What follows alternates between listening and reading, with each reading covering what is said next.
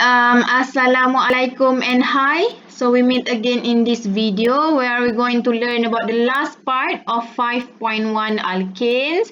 The last three learning outcome where we're going to look at the halogenations, reactions of alkanes involve equivalent and non-equivalent type of hydrogen.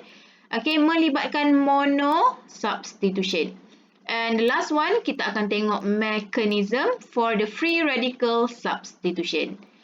So, first, let's look at the halogenation of alkanes. Involve alkanes react with halogen, and this halogen must be in inert solvent.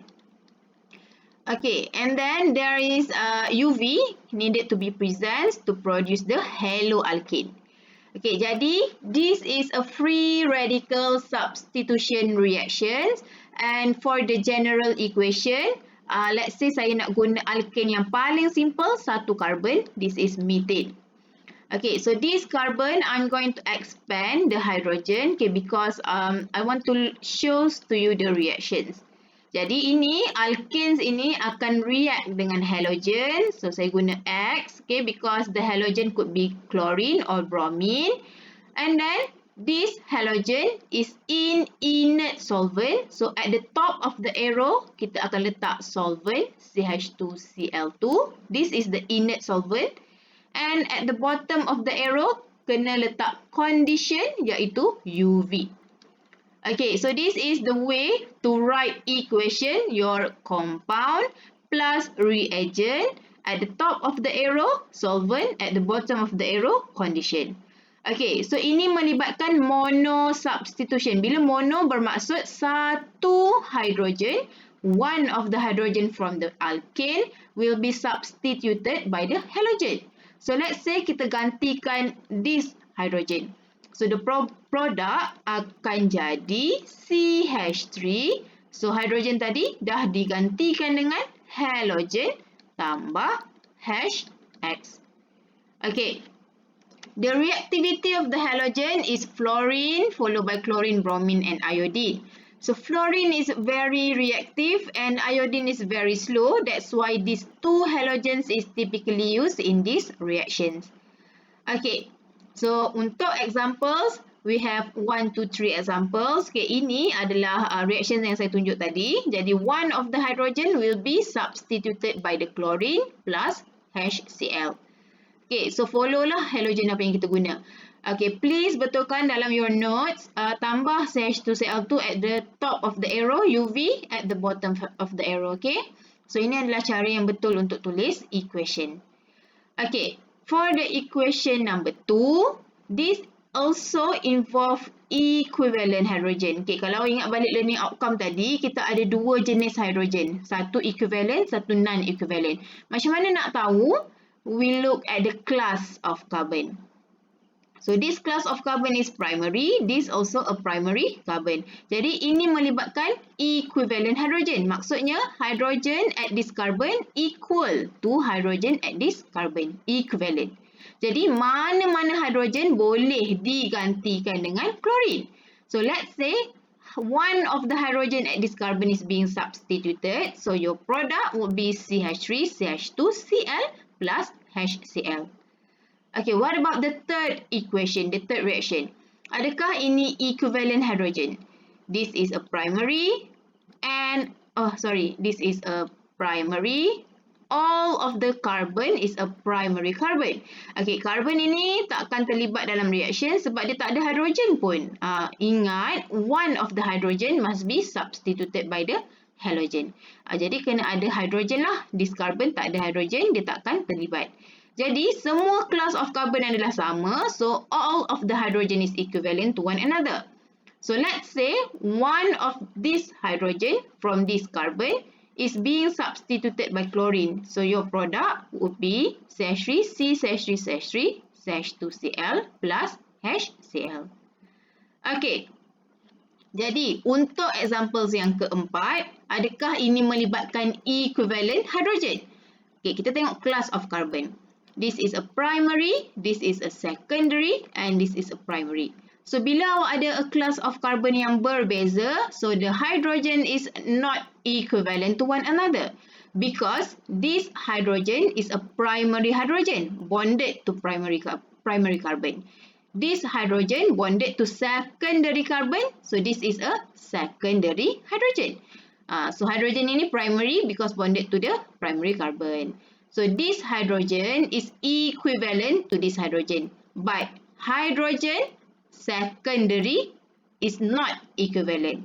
Jadi awak ada dua environment of the hydrogen. So bila jadi macam ni, okay, this will produce a mixture of the product. Okay, ada lebih daripada satu produk yang terhasil because the hydrogen is not equivalent to one another.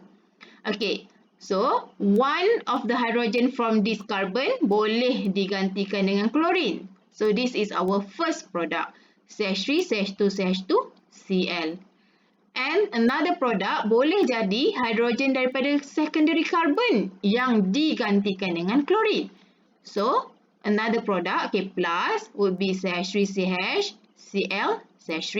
Jangan lupa tambah HCl.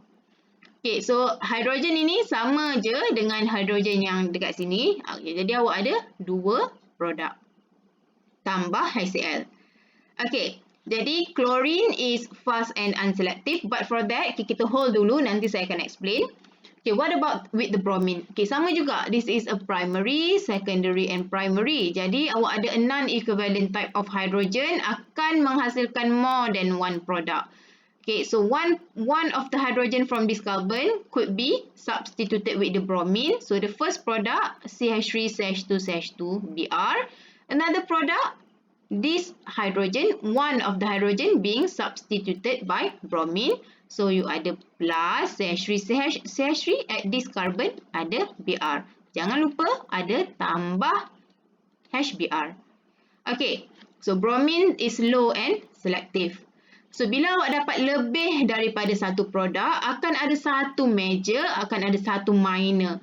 Jadi kalau chlorine, the ratio of the product dia tak jauh beza, tapi ada satu produk yang terhasil lebih banyak daripada produk yang lain. Tapi bromine is slow and selective because bromine is less reactive compared to chlorine. So bila bromine slow and selective, ini menyebabkan one of the product ratio dia sangat banyak terhasil compared to another product.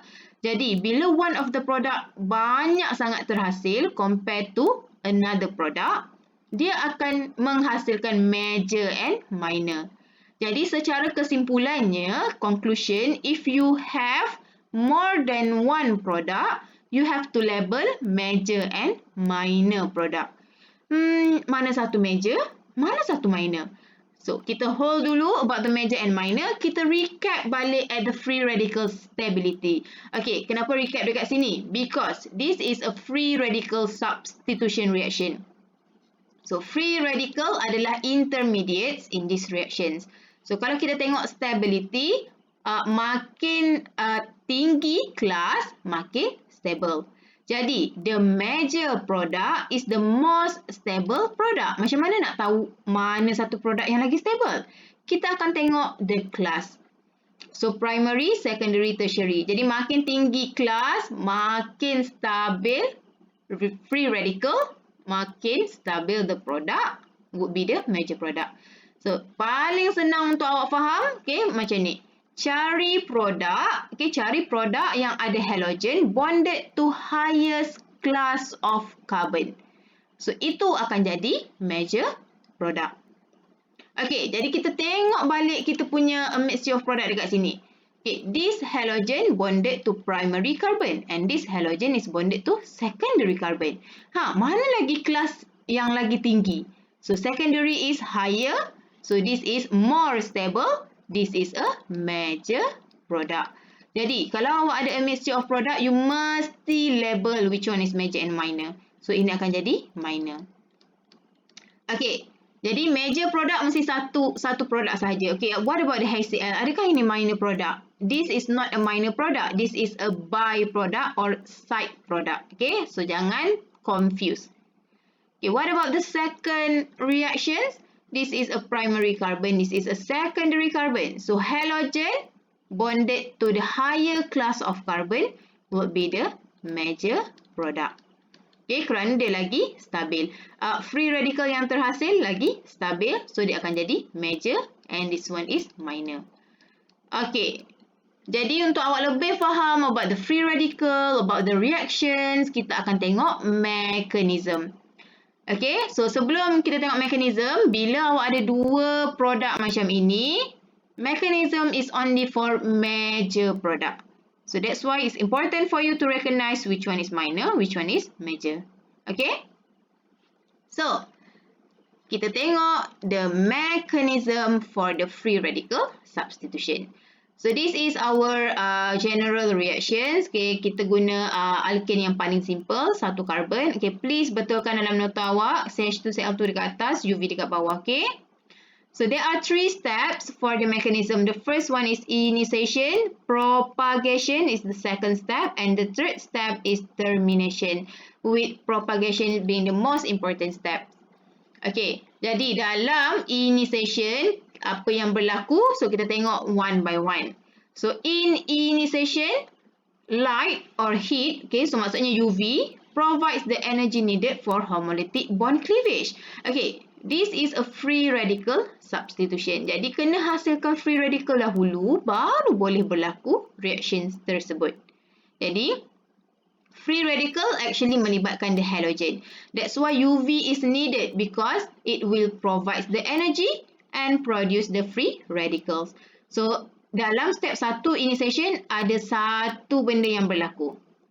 Okay, step yang kedua, propagation. Lepas dah dapat free radical, okay, one radical generates formation of another free radical. So, dalam propagation step, ada dua benda yang berlaku, or 2 step. Okay, step 3, termination, ada 3 step. So, termination ni basically, you're going to react all the free radical produced in the reactions and produce a bond. Okay, so kita akan tengok satu-satu step. Okay, this is our reactions. Again, betulkan dalam nota awak. Okay, remember initiation involve one things occur. Jadi dalam initiation ini akan menghasilkan free radical dahulu dan melibatkan halogen. Jadi halogen ini kita akan tulis dalam bentuk bond macam ni sebab kita nak tunjuk the movement of electron. So mechanism ini actually we show the movement of electron and how the reactant is convert to the product. So the UV going to provide energy for the homolytic cleavage. Ingat tak lagi homolytic cleavage macam mana? Dia adalah cleavage yang sama rata. Okay, pemutusan bond yang sama rata kerana okay, at this bond there are 2 electrons. So one electron is being transferred to chlorine, another electron is being transferred to another chlorine. Okay, jap saya padam dulu. Okay. So, for the first step, involve the formation of free radical. Okay, jadi awak kena pakai half-headed arrow because this is one electron move. Okay, pergerakan satu elektron saja. Okay, what about the product? So, chlorine akan dapat satu elektron plus another chlorine, another electron. So, ini adalah free radicals yang terhasil. So, settle untuk step 1. Okay, step yang kedua, propagation. Ada 2 benda yang berlaku in this step. Okay, so bila dah terhasilnya free radical tadi, dia akan react dengan alkane. So, salin alkane awak ni, I'm going to expand 1 hydrogen. Okay, CH3H.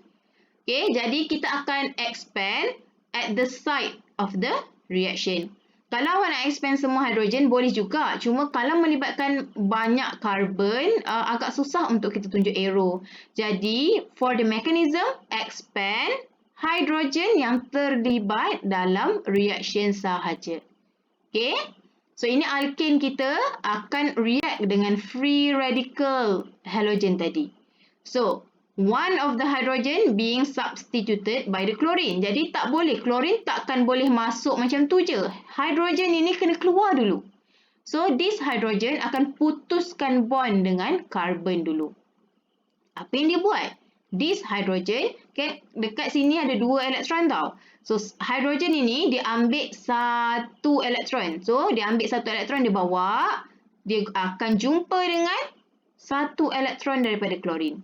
So hydrogen bawa 1 elektron, klorin bawa 1 elektron, dia pun jumpa. So bila diorang jumpa, diorang akan share elektron tersebut menghasilkan bond.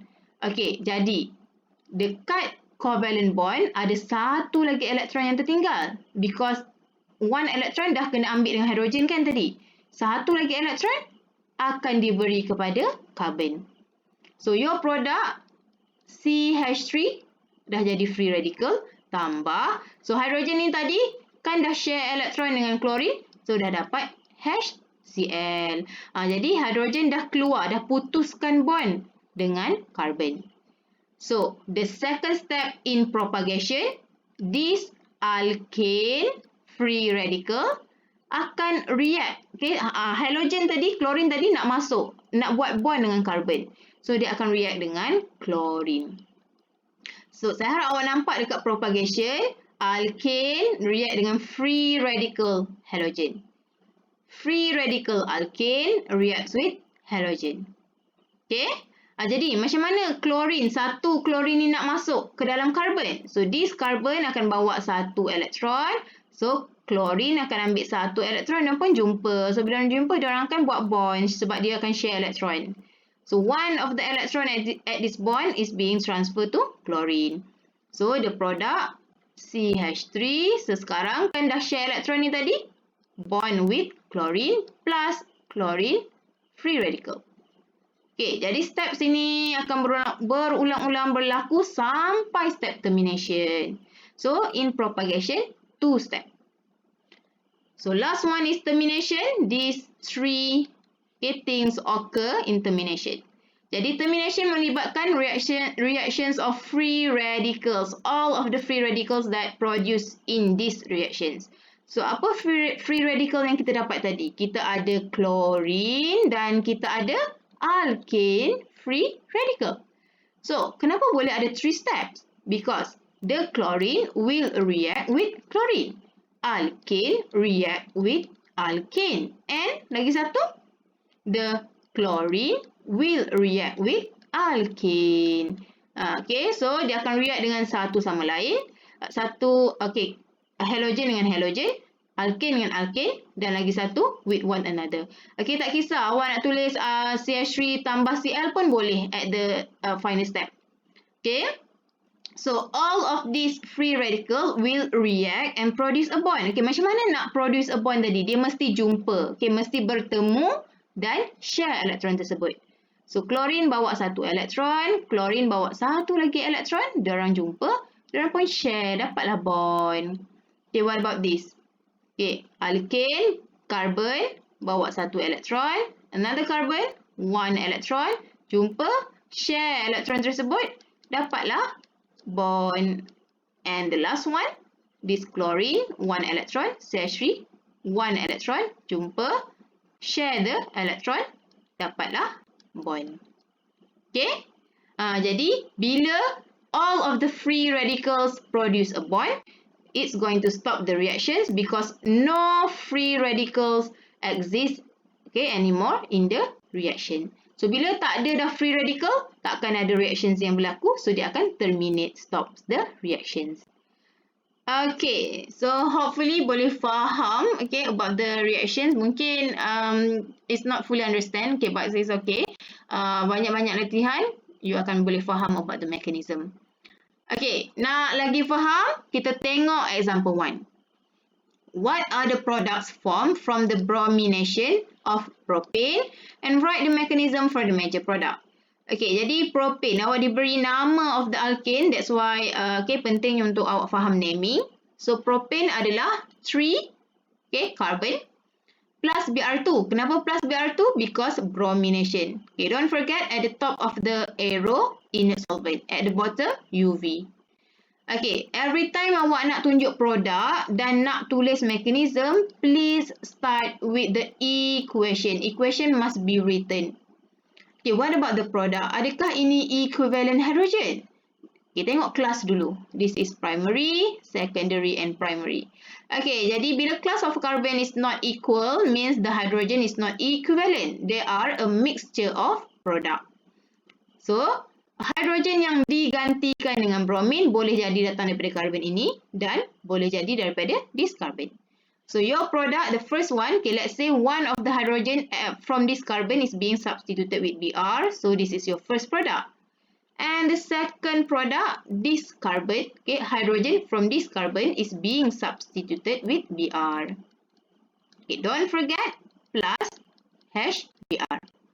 Okay, bila awak ada a mixture of product, okay, saya letak tambah kat sini lah. Okay, so bila awak ada a mixture of product, you must label major and minor. Remember, higher class of carbon, more stable, major product.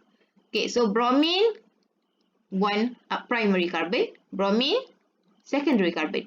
Mana yang lagi tinggi kelas? Secondary is higher. So, this is a major product. And this one is minor product. Okay, awak mesti label tahu kalau ada mixture of product. So, the mechanism is for major products only. So, you can't write mechanism for this. Kalau awak tulis mechanism yang menghasilkan minor product, mechanism awak adalah salah. Okay, jadi mechanism mesti untuk major sahaja. Okay. So, kita nak tulis mechanism dia. Ingat tak lagi, step 1 initiation. Apa yang berlaku? Okay, in step 1, ada satu benda yang terjadi. Penghasilan free radicals. So, free radicals is produced from the halogen. So, Br, bond Br. Okay, please careful dekat sini. You must follow the halogen used in the question tau. Okay, so kalau pakai bromine, kena tulis bromine. And then UV is needed in this reaction. So, kalau tak tulis UV, step 1 adalah salah. So, UV must be included. And then this electron, one electron to Br, another electron transfer to another Br. This is homolytic cleavage. Jadi, awak akan dapat free radical. Okay, bila dah dapat free radical, barulah boleh berlaku reaction yang seterusnya. Free radical ini akan react dengan alkane. Okay, so ini adalah alkane saya. Okay, ingat tak tadi saya cakap expand at the site of the reaction. So, at this alkane, okay, mana satu major product? Bila bromine bonded to this carbon kan? Jadi saya akan expand hydrogen at this carbon. So, actually boleh je expand kat bawah ataupun ke atas. Cuma kalau you expand ke atas, lagi senang nak tunjuk arrow ni. Okay, remember half-headed arrow. Okay, so ini akan react dengan free radical yang dihasilkan di step yang pertama tadi. Okay, propagation melibatkan dua benda yang berlaku dalam ni. Okay, hydrogen kena keluar dulu daripada carbon, baru bromine boleh masuk. So, hydrogen akan ambil satu elektron, jumpa dengan Br. Lepas tu, dia pun share elektron, jadilah bond. Okay, what about another electron at this bond? Kan ada dua elektron. Satu hydrogen dah ambil, satu lagi transfer to carbon. So, your product CH3, CH3. So, dekat sini akan dapat one electron. So, dah terhasilnya free radical. Plus hash bond Br. Sebab diorang dah share elektron tadi. Okay, apa second step? Salin balik alkane free radical kita tadi with this electron dekat atas CH. Okay, dia akan react dengan bromine. So, bromine sekarang nak masuk. Bromine nak buat bond dengan carbon. So, dia akan react with Br, bond Br. Okay, so this is Br, okay? Jadinya sekarang, macam mana kita nak tunjuk pergerakan elektron? Carbon akan bawa satu elektron, bromine akan bawa satu elektron, jumpa share elektron tersebut. So, satu lagi elektron is being transferred to bromine. So, the product CH3, CH3. So, this carbon share electron with bromine, dapatlah bond Br tambah bromine free radical. Okay, so this step akan berulang-ulang sampai termination. So, in termination, 3 steps. Okay, awak listkan semua free radical yang terhasil tadi. So, kita ada Br, kita ada alkane. Okay, jadi sekarang, This is termination. So ada 3 benda yang berlaku. Bromin akan react dengan bromin. Alkane akan react dengan alkane. Jadi lagi satu steps adalah alkane react with the bromine. Ni tak kisah awak nak tulis alkane dulu ke, nak tulis bromin dulu ke, boleh. Okay, sama je. Jadi all of the free radical will react and produce a bond. So Br satu elektron, Br satu elektron jumpa, produce a bond. Sebab bila dia bertemu, dia akan share elektron tersebut. Okay, what about this? Carbon and carbon meet with one another, share elektron, dapatlah bond. Macam mana nak tulis? Okay, so boleh je tulis macam ni. CH3, CH, CH3. So this carbon, kan carbon nombor 2, okay, second carbon bonded to second carbon. So boleh je awak letak macam ni, on top of one another. Okay, tak kisah. As long as awak bondkan carbon yang betul. Kalau nak tulis cara lain pun boleh juga, tapi dengan syarat must be second carbon bonded to second carbon. Okay, what about the final one? Oh, lupa. Okay, bond will be produced when carbon 1 electron meet with bromine 1 electron share. So bila diorang share CH3, CH, CH3. Okay, tak kisah atas ke bawah ke bond, boleh je. So bond with Br. Okay. Jadi sekarang termination, because all of the free radicals react and produce a bond. So tak ada free radical dah dalam reactions ini. So dia akan terminate. Okay, so hopefully awak boleh faham about the mechanism. So saya tunjuk for the major product and minor. Okay, mechanism untuk major sahaja. And hopefully boleh faham the mechanism and you boleh cuba untuk try this 9 and also try this 10. Okay, jadi kita dah habis untuk 5.1 alkanes. I hope that you can understand about the chemical reactions, halogenations of alkanes and the mechanism. So that is all for this video. Thank you for listening.